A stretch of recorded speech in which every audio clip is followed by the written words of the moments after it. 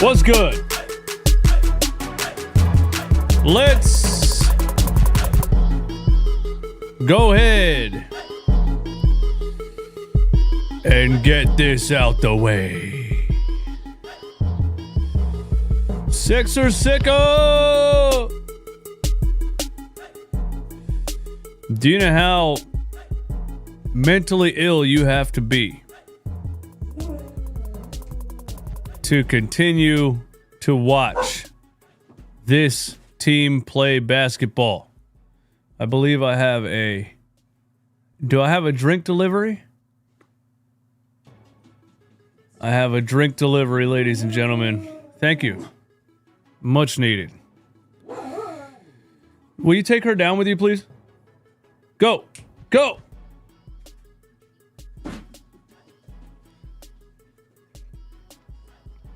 Oh.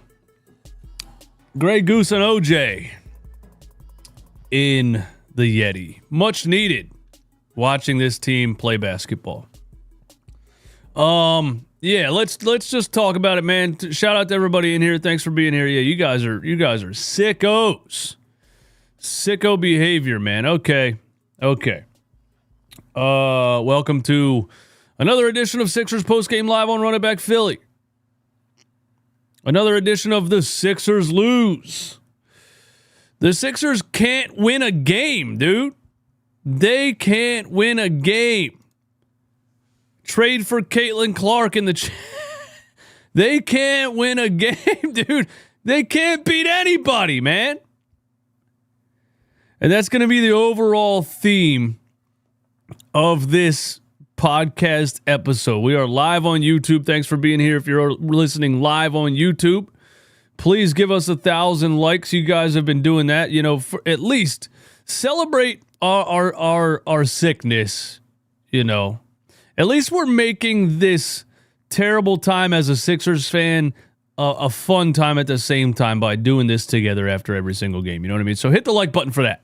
Subscribe to the channel. We are on the road to 30,000 subscribers. And if you're listening back to this on Apple Podcasts or Spotify, leave us a review. Okay? Let's just get right into it, man. The Philadelphia 76ers lose 117-111. They can't beat a single team in the NBA.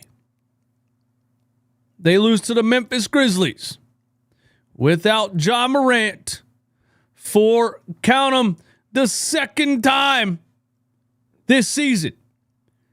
Did you guys I didn't even realize who's running the show eventually, right?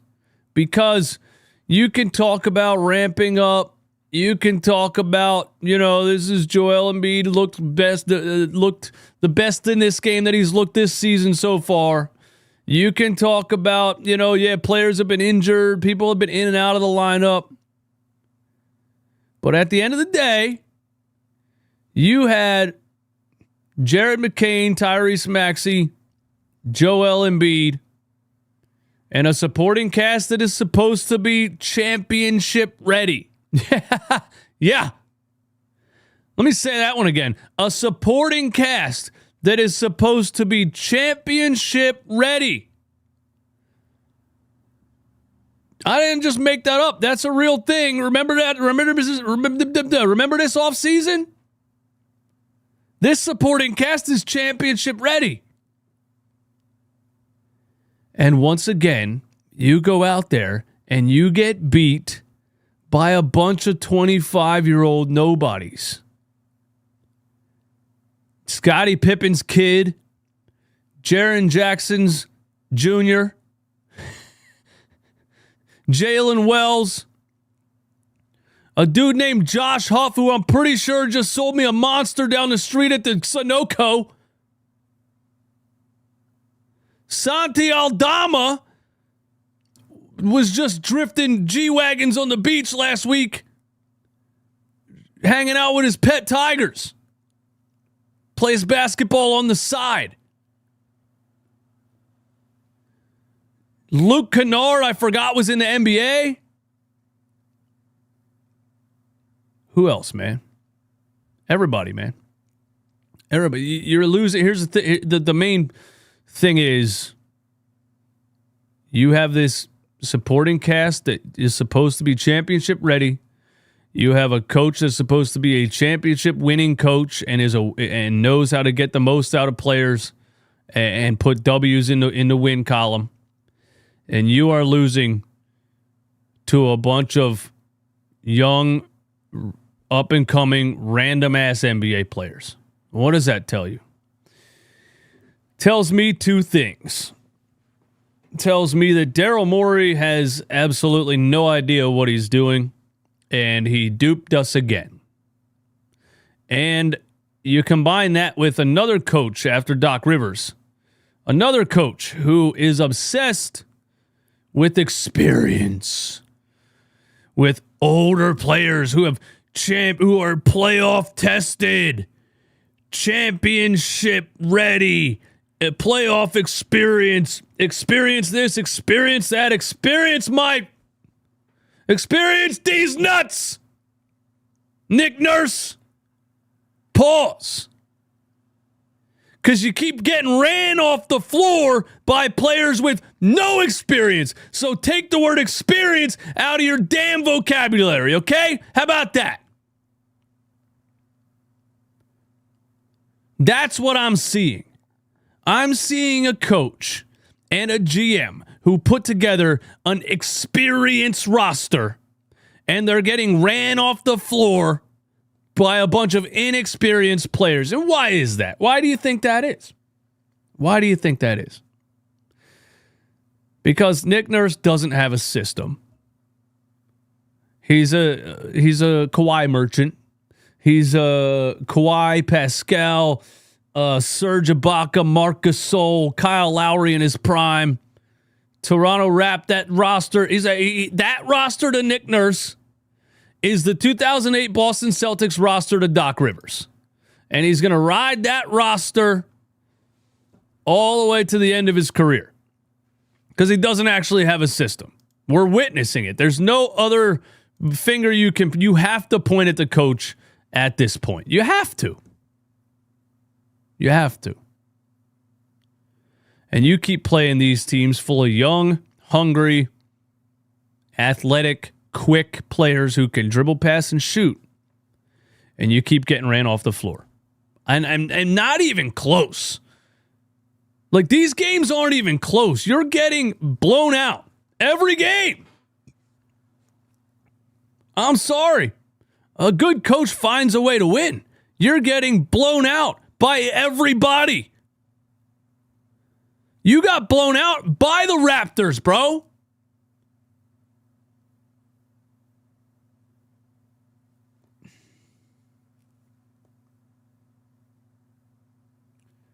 And here's what I'm saying, man. NBA GMs think they're geniuses. NBA head coaches think they're geniuses. And it's really just not that complicated of a game. Which is why you see teams like this running the Sixers off the floor. Because you need some guys that can rebound. You need some guys that can play defense. You need some guys that can dribble, pass, and shoot the ball when they're open. And the Sixers overcomplicate the shit out of that every offseason. I've never seen a team make building an NBA roster look so difficult. I've never seen a team make building an NBA roster look like it's almost impossible. If you only follow the Sixers and you didn't watch the rest of the NBA, you would think it's so hard to find good players. You would think it's so hard to find players who can play defense and rebound. It's so hard to find players who can hit open three-point shots. It's so hard to find players who can dribble a basketball. If you only followed the 76ers, you would think all of those things were incredibly difficult. But every other team in the NBA is blowing you out because they just have basketball players. Now, I'm not saying those teams are going to win a championship. Yeah, you need a lot more than that to win a championship. But at this rate, you're not even going to make the playoffs. Playoffs? You know what I'm saying? I think that's just what I'm taking away from this, man. Daryl Morey's a good talent scout. He traded for James Harden when he was coming off the bench in OKC. He drafted Tyrese Maxey. He hit another absolute banger on Jared McCain in this draft. But as far as building a roster, this guy might be, I don't want to say the R word. You know? Goes balls to the wall for James Harden past his prime. Refuses to trade Ben Simmons for a bunch of trade packages because he wanted James Harden so bad because he had a life-size painting in his living room of this guy. Sus. Pause.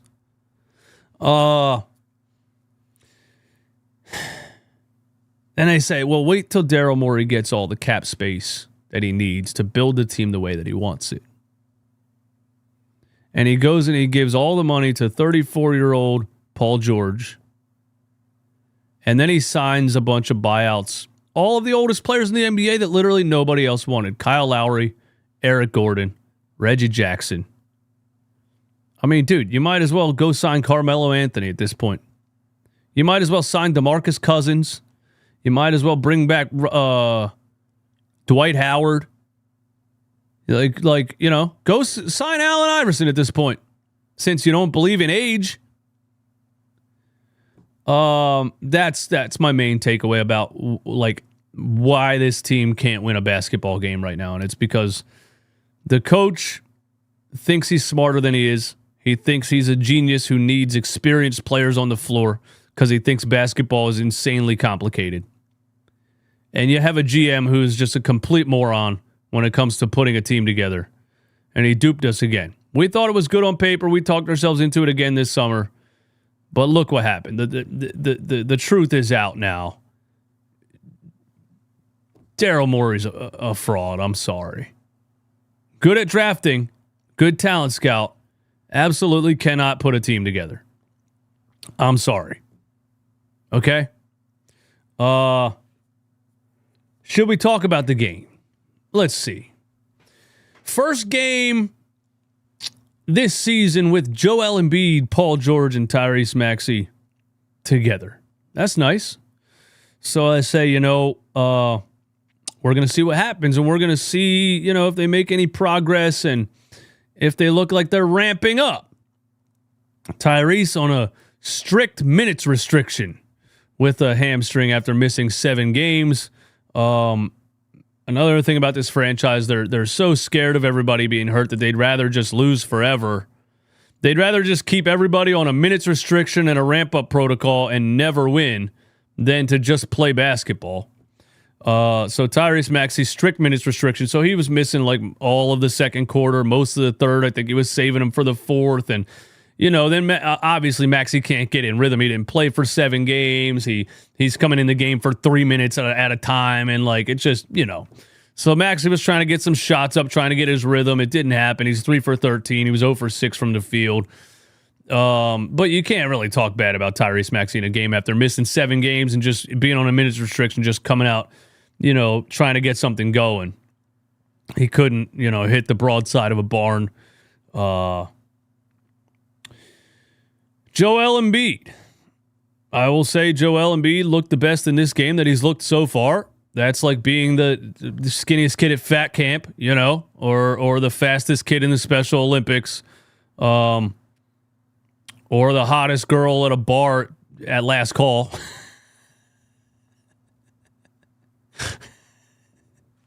That one just came off the top, bro. I'm sorry. But this is the best Joel Embiid's looked so far.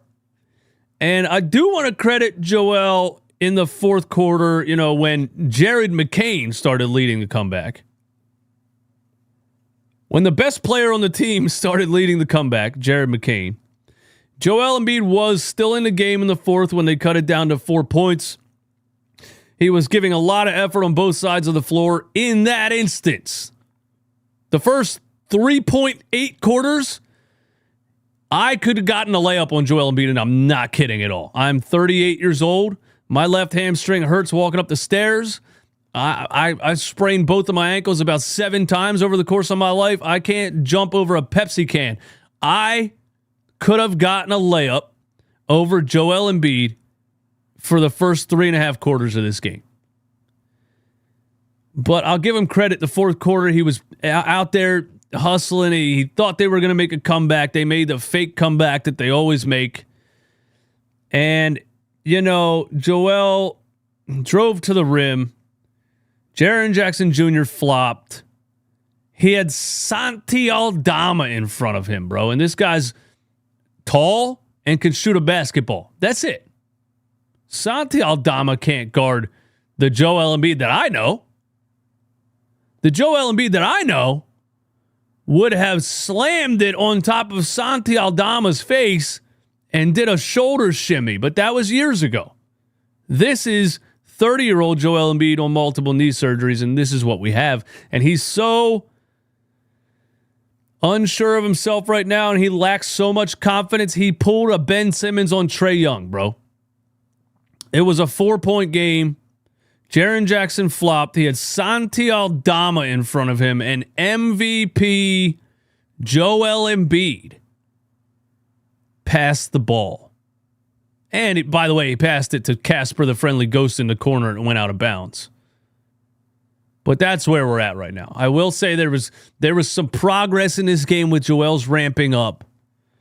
But overall, it was horrendous. And if, somebody in the chat said, how could you talk bad about Joel Embiid in this game? He has 35 points and 11 rebounds. This is why you got to watch games, ladies and gentlemen. This is why you can't just look at a stat sheet and you got to watch games. Joel had his jump shot fall in most of the game. That equated to, a lot of this 35 points. He did shoot 14 free throws. So he's ramped up as far as foul baiting. He did that. It was cool to see him, flopping for free throws while we were down by 19 points in the fourth quarter. We love to see that. We're not tired of seeing that. We're not tired of 8 years of that, right? We're not tired of you, getting your ass kicked for 3 quarters and then foul baiting for free throws in the fourth quarter when we're down by 19 points. We're not tired of that. The play where he pushed Jaren Jackson on the floor, or Jackson flopped or whatever, and then Joel ran over to him and intentionally tripped over him to get free throws. I'm tired of watching this. This is fraudulent basketball. I'm sorry. I'm tired of watching it. Yeah, I call Jalen Brunson out all the time for flopping. Yeah, I call Damian Lillard out all the time for flopping. It's time to start calling Joel Embiid out for playing like a fraud too. Stop playing basketball like a dumbass. That's how I feel about Joel Embiid in this game. Ramped up a little bit better than usual, but still looked absolutely terrible. Played zero defense the entire game. I mean, so bad it was a layup line. And when he went out, Andre Drummond trying to guard the rim, even worse. Horrible. Bro, when Memphis started running away with it, Josh Huff at the top of the key had a pump fake and drive and took 2 dribbles and had a wide open dunk. There was nobody around him. Josh Huff, I'm pretty sure, dunked the basketball in this game for the first time in his career. And it was a drive right down the lane and nobody moved. This team is giving such little effort on the defensive side of the ball. It's incredible. You can't beat anybody playing defense like that. And my God, the 3-pointers in the first half. Who should we guard, guys? Should we guard Luke Kennard, the most standard white shooter in the history of the game? Should we leave him open or Scottie Pippen Jr.? Which one should we leave open every possession down the floor? Luke Kennard, Luke Kennard, Luke Kennard, Luke Kennard, Luke Kennard, Luke Kennard. Bucket, bucket, bucket, bucket. If this was 2K, they would have to nerf Luke Kennard because his shooting percentage was unrealistic. And everybody else, wide open 3, wide open 3, wide open 3. And it's partly roster construction. Eric Gordon. Kyle Lowry wasn't even in there. I feel like I was watching Kyle Lowry tonight, even though he was on the sideline. Reggie Jackson, 35 years old. Andre Drummond, We signed him for rebounding, but my God, it was a layup line. You had Jake LaRavia just driving to the rim and laying it in with no resistance whatsoever. None. No resistance whatsoever. Jake LaRavia, Santi Aldama, Josh Huff, Scottie Pippen's kid. They can't beat anybody in the NBA right now. Shout out to Jared McCain for being an absolute bucket. He's the only fun part of watching this team right now. He's the only fun part of watching this team right now. I do hope this. I hope that what happened in the second quarter, when Eric Gordon got in the game for 5 minutes and turned the ball over twice, and he has no turnovers on his stat sheet. Again, why you can't look at his stat sheet, you got to watch the game. As far as I'm concerned, Eric Gordon had 2 turnovers immediately in 5 minutes, and he's cooked. And I hope Nick Nurse finally realized that he's cooked. Nobody else. This is statistically the oldest team in the NBA, guys. That's a fact. Google it right now. Oldest team in the NBA 2025. The Philadelphia 76ers have the oldest roster. Nobody else in the NBA is playing these 35-year-old players. Who thought this was a good idea?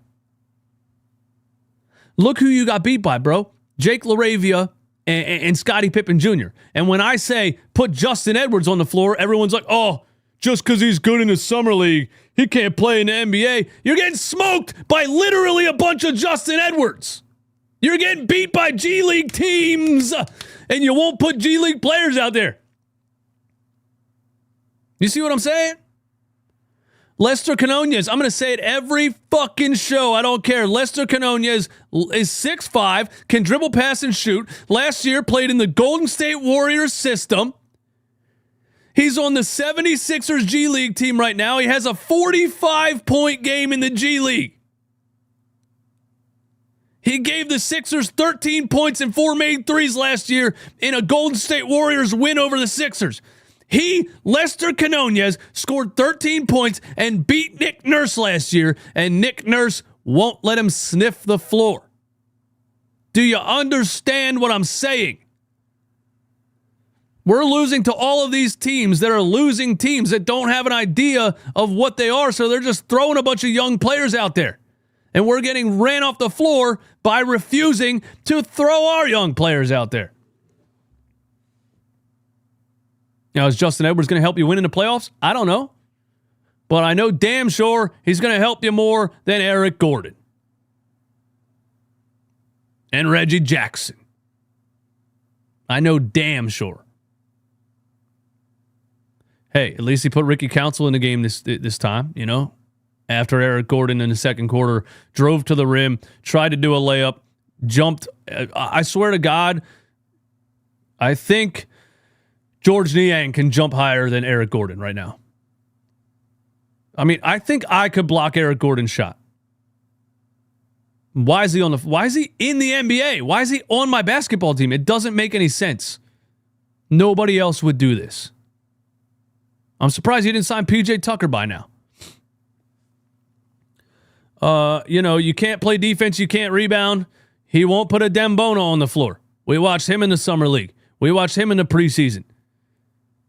The kid is a 6'10", 250-pound, 20-year-old who can jump, block shots, and grab rebounds. Nope. Same lineups over and over and over and over and over again.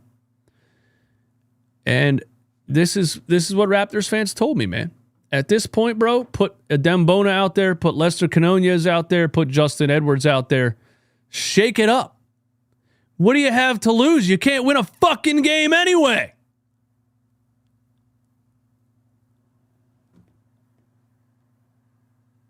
Oh, yeah, and Paul George hyperextended his knee. And there's going to be an MRI tomorrow.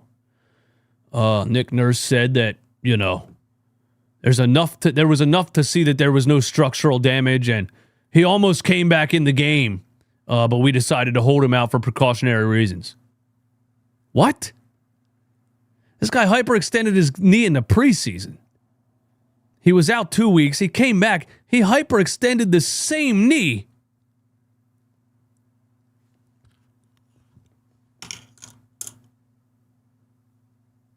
This guy broke his whole leg in half a while ago. He's never two hyperextensions, bro. After he broke his knee the way that he broke it back then, 2012 was it? 2013. I'm talking backwards, bro. Shattered everything. You think after 2 hyperextensions, he's gonna be mentally okay? You think Paul George is ever going to get to the point with that knee now where he's comfortable attacking the rim? No. No, dude. Nah, Paul George is cooked, bro. Paul George is so cooked, man. And it's just, it's just 76ers, man. We gave $212 million to a 34-year-old player who had the healthiest year of his career last year, by the way. He had played 74 games. He put on a 76ers jersey, and he injured himself in the preseason, and he just injured himself again.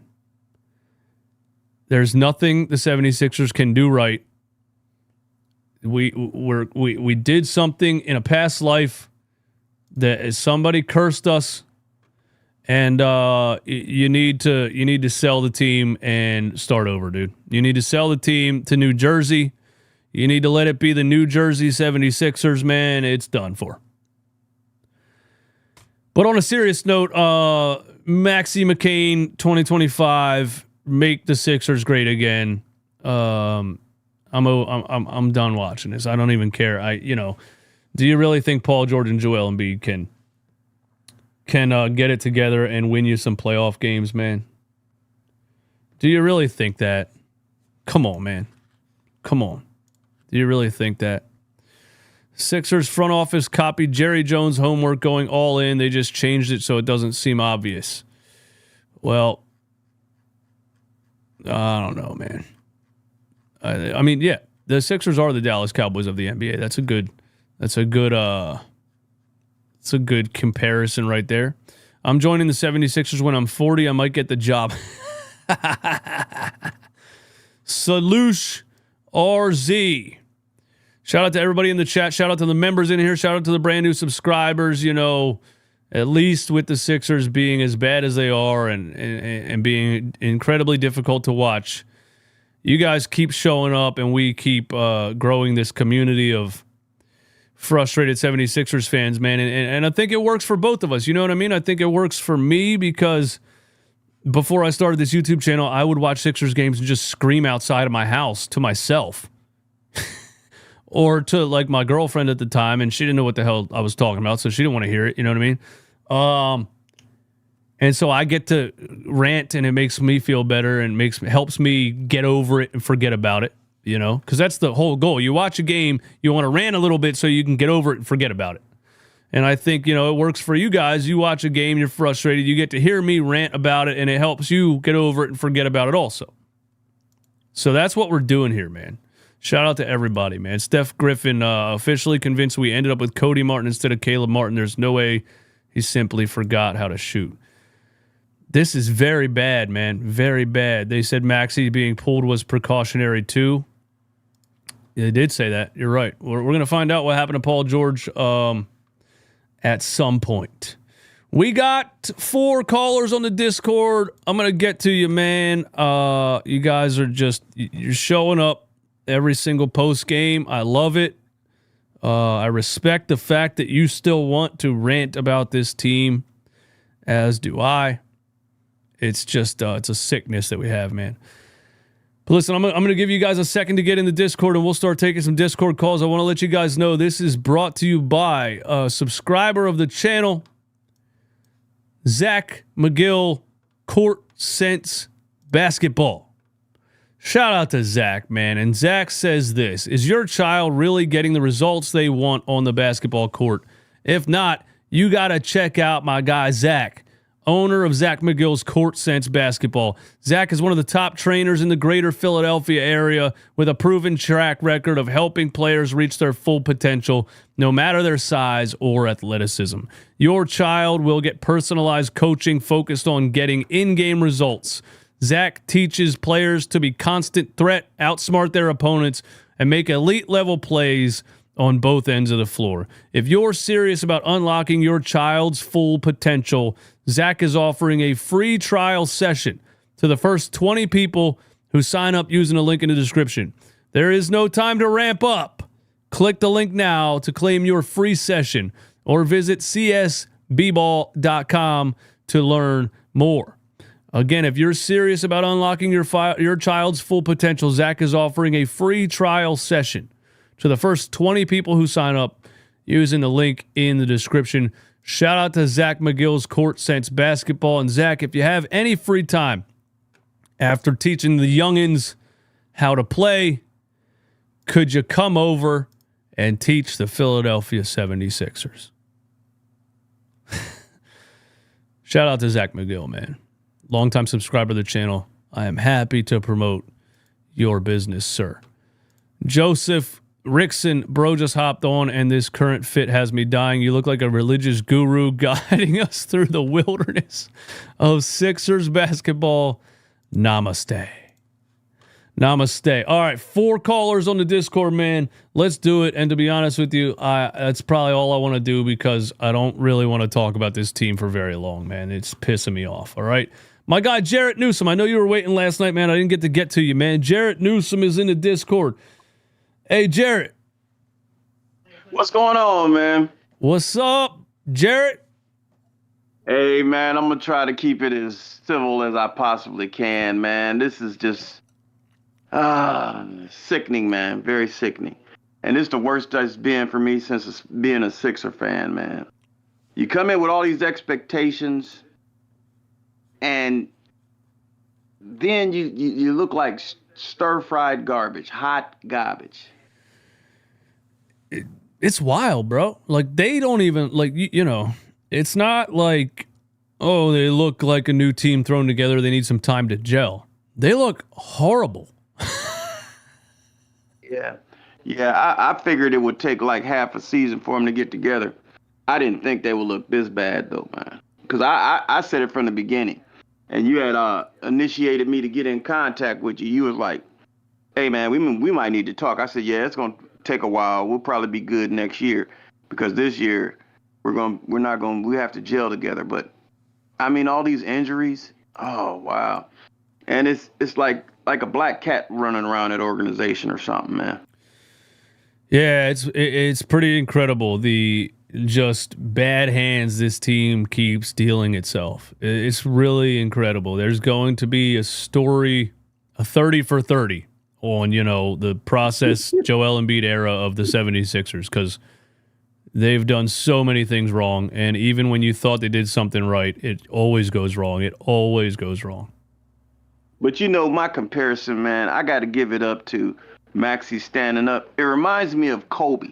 Kobe working like an animal. And then you got Shaq trying to call him little brother and stuff. You're like, I'm not your little brother. What kind of motivation are you giving me? I'm working hard as I can. I'm getting 2-3 workouts a day. You're not getting one. You can't get there on time. What kind of motivational factor are you giving us as a team? Yeah.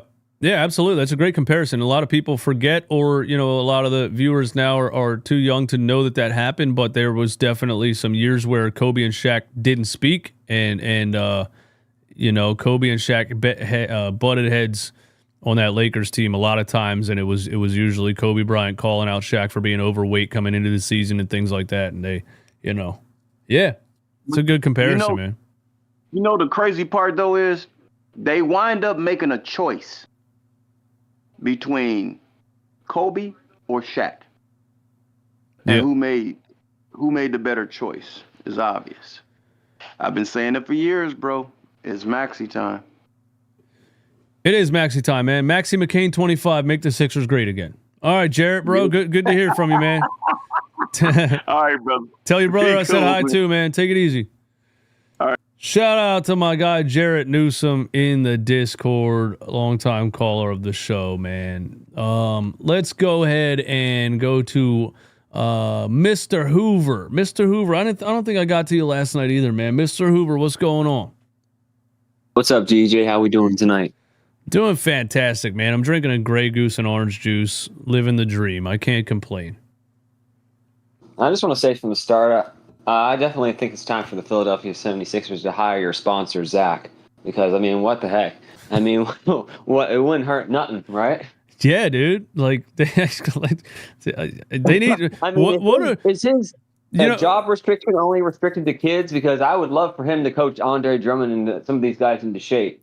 Dude, you know what's wild, man? Every time, when they talked about that team meeting and and Nick Nurse was saying, like, he said in an interview the other day, like, we're trying, and like, all of the coaches and all of the staff, and I was like, wait a minute, that's just so crazy to think that they have a bunch of coaches and a bunch of staff, and this is the product that's being put on the floor.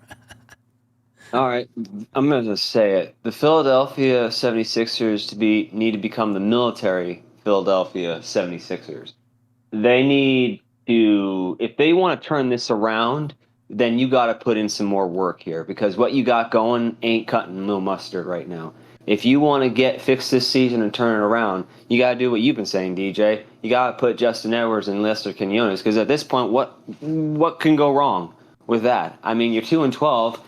I mean, you're the worst team in the NBA right now? Yeah. Okay, what could hurt?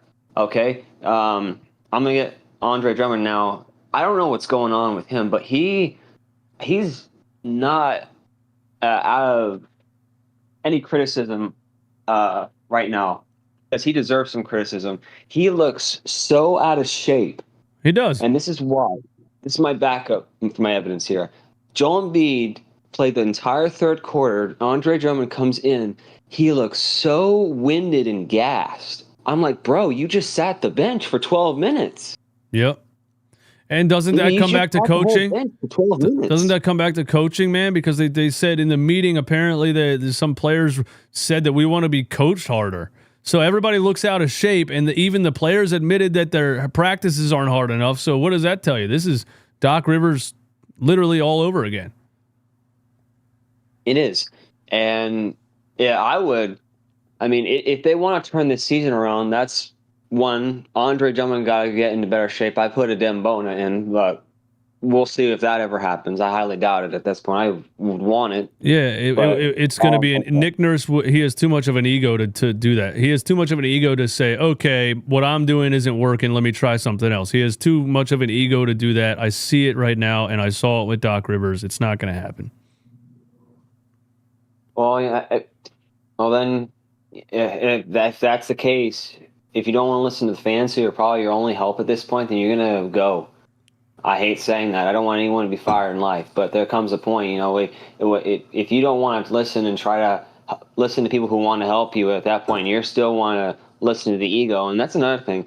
I want to say something, and I think this goes to the NBA, not just the Sixers.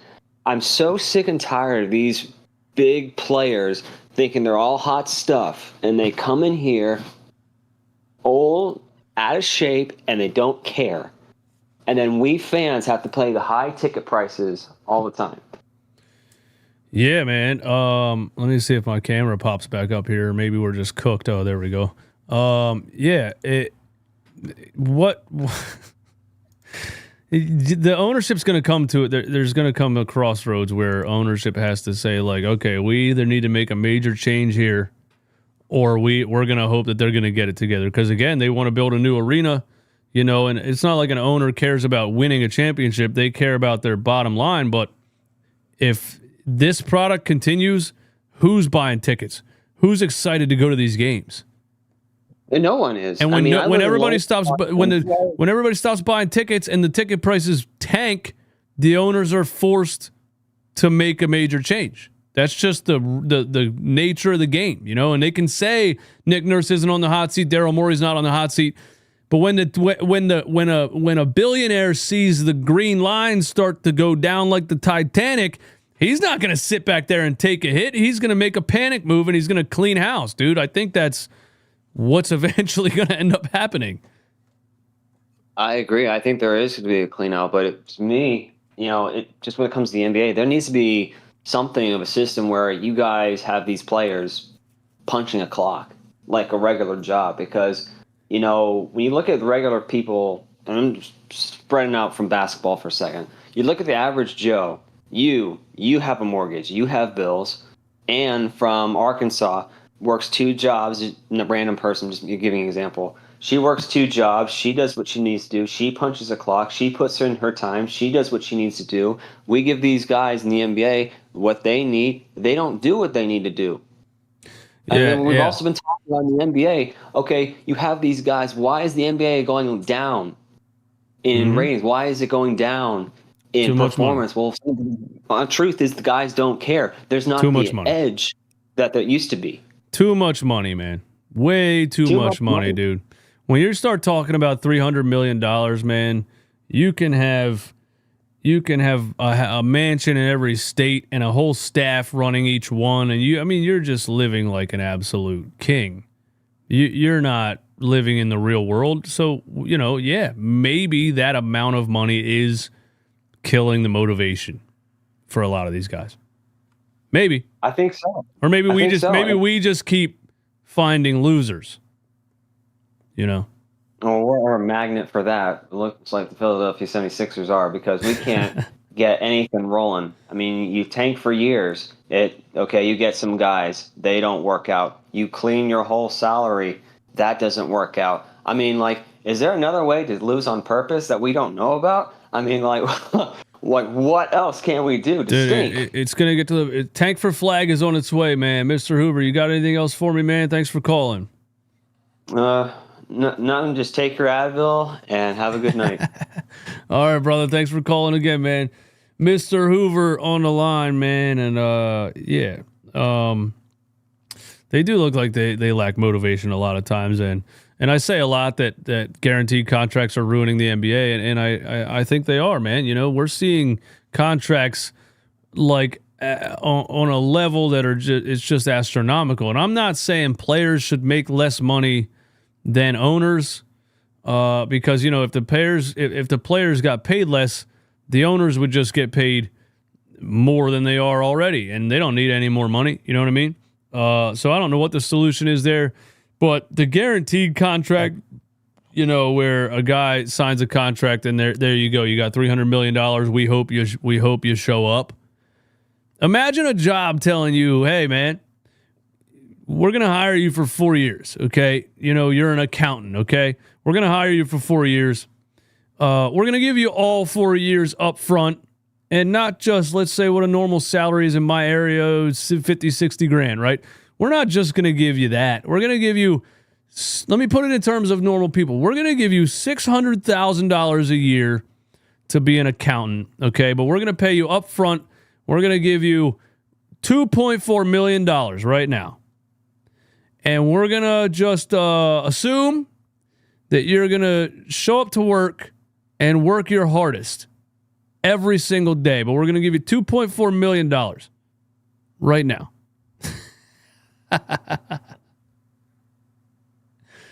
And if you suck, we owe you all of that money. If we fire you, we owe you all of that money. Come on, man. You know what I mean? Let's get to Pizza on the Discord. Yo, Pizza. Pizza sounds good right now. Sounds better than Sixers basketball. Is Pizza there? I'm still here. What's going on, man? Yeah, so I had something to say. What's up? I think the Clippers are looking like geniuses for letting Paul George go. And now I think I can see why they didn't want to pay him $200 million. Yeah, I mean, well, yeah.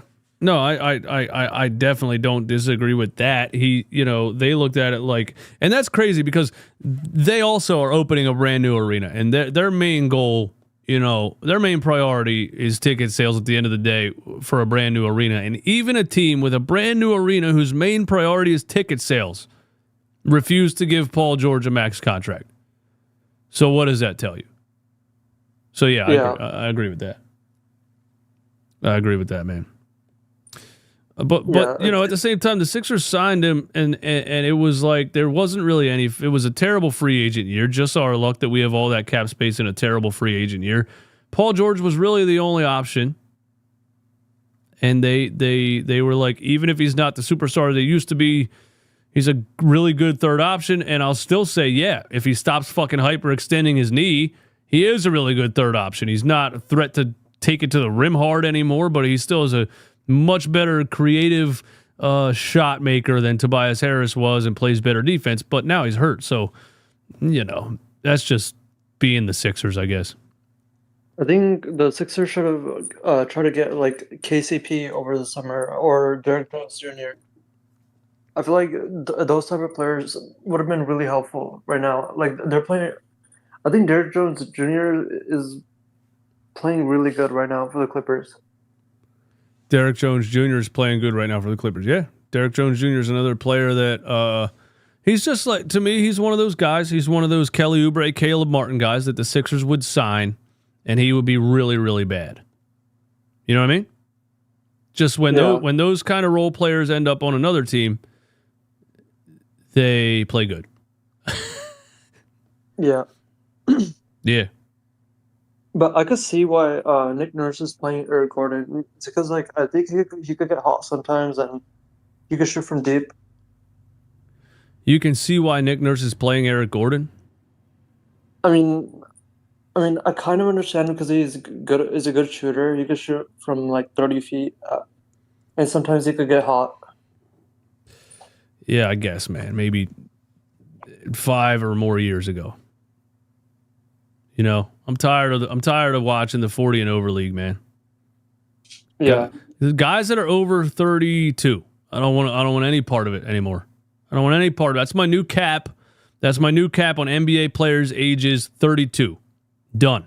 James Harden was done after 32. I know he's looking okay in Clippers land right now, and Paul George is hurt. But yeah, Paul George is 34. Eric Gordon 35. Kyle Lowry 38. Are you kidding me? 32 is my new cap, man. I'm tired of watching guys that are 50 years old out here running up and down the floor. They can't play anymore. Right. Yeah, that's where I'm at with it, man. Yeah, but would you still sign Paul George over the summer or no? I mean, in hindsight, no. If I knew he was going to hyperextend his knee twice and lose all of his confidence, no. But in game 1 of the preseason, he looked really good. He looked really confident. He looked really good in game. So and he was attacking the rim and Euro stepping, had some creative finishes in that preseason game. So to me, he hurt his knee and he's playing scared. And now he hurt it again. And what makes them think he's not going to have a serious mental hurdle to get over now? Because his knee, which shattered in half 8 years ago or whatever, almost broke again. You know what I mean? Like that's, bro, yeah. I would probably retire. Honestly, I'd be scared to death that my knee's going to break again. You know what I mean? Yeah. They're in big trouble with Paul George, man. But, I still think it was the best option at the time with the free agent market. And I wish they probably could have worked out something that wasn't a max contract, but here we are, man. Yeah. So you say that Daryl Morey kind of made the right decisions over the summer? I don't know, dude, because I'm contradicting myself at the same time because the rosters just look so bad. Yeah. I don't know, man. What else was there? Just wasn't. It was just. I hate this roster right now for what they look like, but at the same time, when you look at the free agent market and what it was the worst time for the Sixers to have $60 million in cap space, man. Like there wasn't anybody, That's where I'm at with it, man. What else you got, man? Yeah, no, that's it. All right, brother. Thank you for calling the show. Pizza in the Discord. says that he understands why Nick Nurse is playing Eric Gordon. I'm just gonna leave that one alone. 841 people in here. And now my camera is having a flickering issue. Let's see. See if we can get that to stop. No? I think this thing's about to blow up, man. My camera is on some Paul George shit right now. I just can't get it together. I don't think it's getting enough power. Like Paul George is not getting enough stability in his left knee.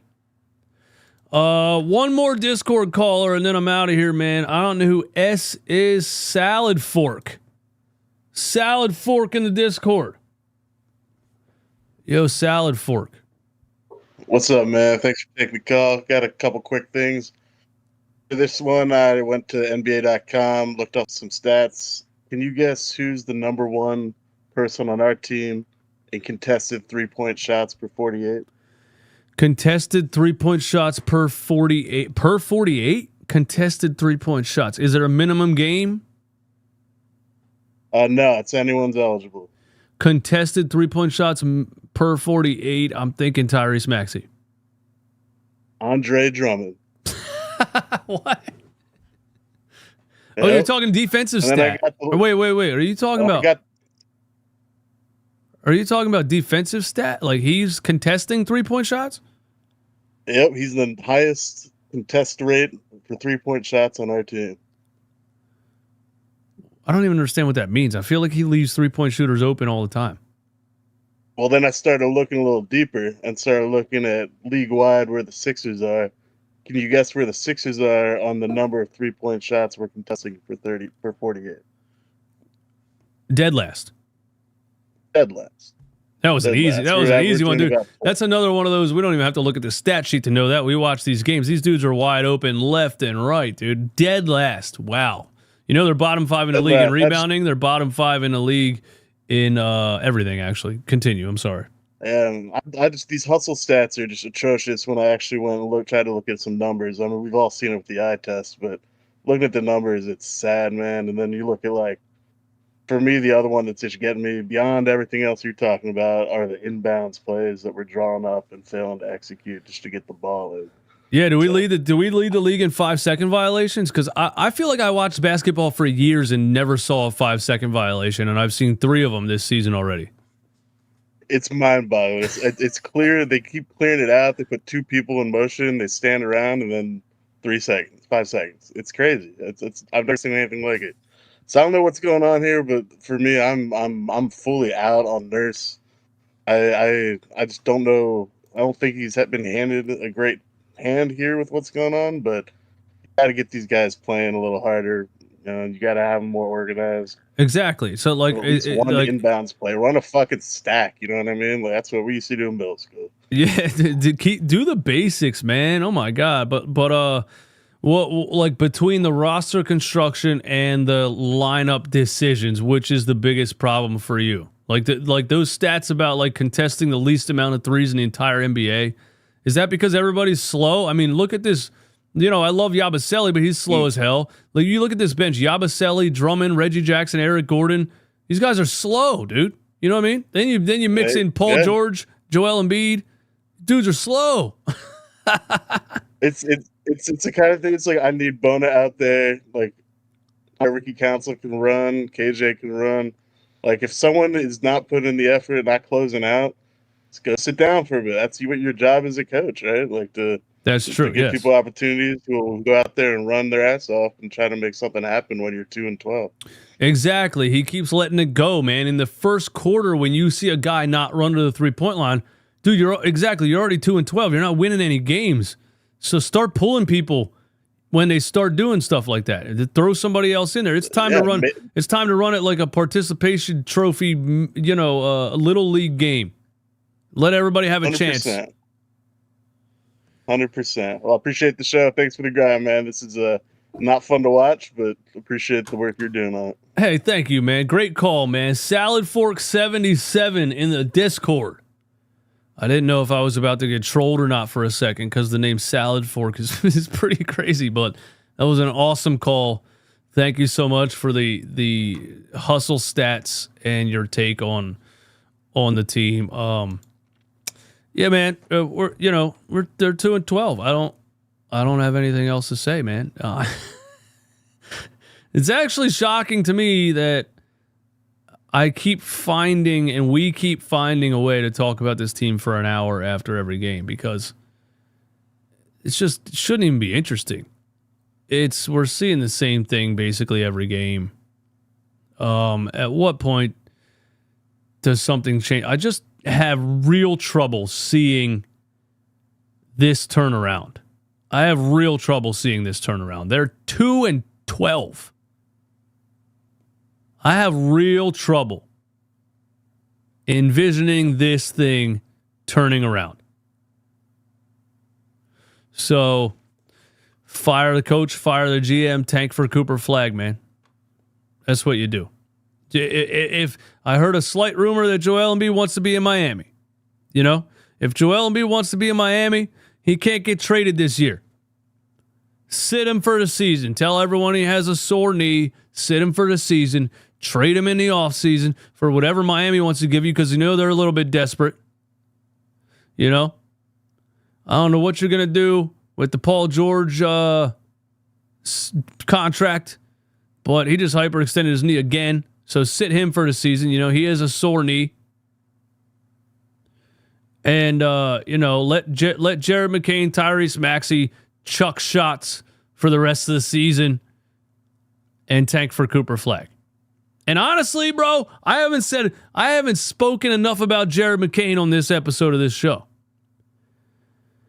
Because I love Tyrese Maxey, but Tyrese Maxey is just a scorer. I actually think if you try to tank for Cooper Flag, Jared McCain is such a good basketball player.